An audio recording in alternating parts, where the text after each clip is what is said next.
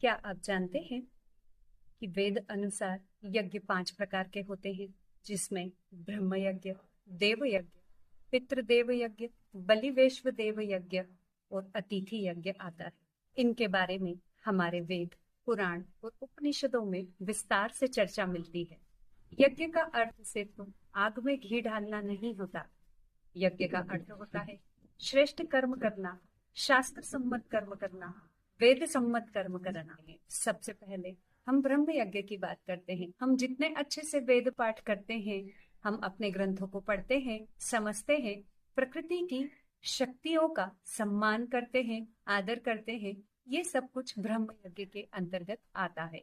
देव यज्ञ, देव यज्ञ अग्निहोत्र कर्म के द्वारा संपन्न होता है, जिसमें हम अग्नि में मंत्रोच्चार के द्वारा आहुति देते हैं। इसे देव यज्ञ कहा जाता है। इसके बाद आता है पितृ यज्ञ। अभी पितृ पक्ष चल रहा है। ये जो माह है, इसे पितृ पक्ष कहा जाता है। पूर्ण श्रद्धा, सम्मान, आदर के साथ किए हुए वेद सम्मत कर्म पितृ यज्ञ के अंतर्गत आते हैं। ऐसे कर्म जिससे हमारे पूर्वज, हमारे माता पिता, हमारे आचार्य तृप्त होते हैं, संतुष्ट होते हैं। बलिवेश्व देव यज्ञ के अंतर्गत हम इस जड़ चेतन जगत के संपूर्ण प्राणियों के प्रति, पंच महाभूतों के प्रति आभार व्यक्त करते हैं।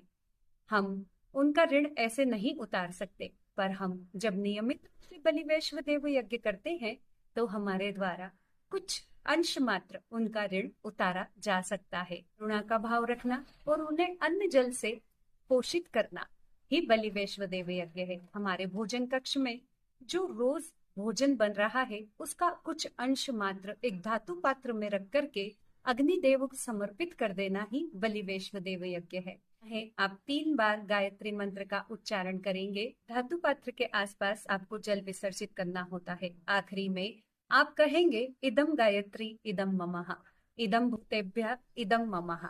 इस तरह से बलिवेश्व देव यज्ञ संपन्न होता है। आह्वान करना होता है उन पंच महाभूतों से, अग्निदेव से, कि हम आपके ऋणी हैं। आप इस भोजन को स्वीकार करें, अमृत तुल्य बनाएं, हमारी काया को निरोगी रखें। ये मैं सब ऐसे ही नहीं कह रही हूँ।